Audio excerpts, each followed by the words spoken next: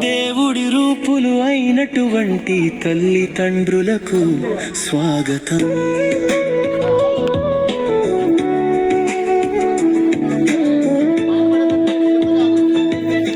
స్వాగతం సుస్వాగతం.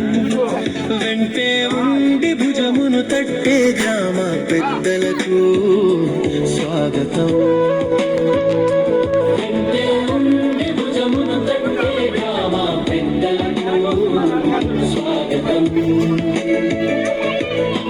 స్వాగతం సుస్వాగతం.